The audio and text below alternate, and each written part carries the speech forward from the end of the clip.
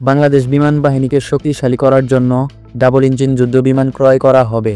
আজকের ভিডিওতে আলোচনা করব কোন যুদ্ধবিমান ক্রয় করবে এয়ারফোর্স। এক্ষেত্রে বাংলাদেশের MRCA প্রকল্পে বহু দেশ তাদের যুদ্ধবিমানকে অফার করেছে, যেমন মার্কিন যুক্তরাষ্ট্রের F-18 সুপার হর্নেট, রাশিয়ার সুখোই 30, ফরাসি রাফাল এবং ইটালির ইউরোফাইটার টাইফুন।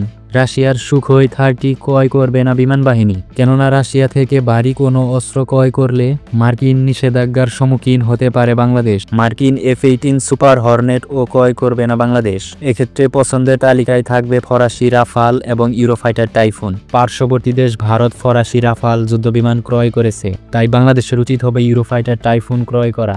রাফাল এবং ইউরোফাইটার টাইফুন উভয় মাল্টিরোল যুদ্ধবিমান, তবে কিছু ক্ষেত্রে রাফাল এগিয়ে আবার কিছু ক্ষেত্রে ইউরোফাইটার টাইফুন এগিয়ে থাকবে। তবে এয়ার সিকিউরিটিতে ইউরোফাইটার টাইফুন অপ্রতিদ্বন্দ্বী। প্রতিটি ইউরোফাইটার টাইফুনের মূল্য প্রায় 120 মিলিয়ন মার্কিন ডলার। প্যাকেজ সহ এর মূল্য প্রায় 150 মিলিয়ন মার্কিন ডলার। যুদ্ধবিমানের মূল্য নির্ভর করে প্যাকেজের উপর। প্যাকেজের কারণে মূল্য কম বেশি হতে পারে। প্রথম অবস্থায় বাংলাদেশ হয়তো 12 থেকে 16টি অর্ডার করবে এবং ধীরে ধীরে এর সংখ্যা বৃদ্ধি পাবে। আমাদের ভিডিওটা পছন্দ হলে চ্যানেলটি সাবস্ক্রাইব করে সাথে থাকুন। ভালো থাকবেন, দেখা হবে অন্য কোনো ভিডিওতে।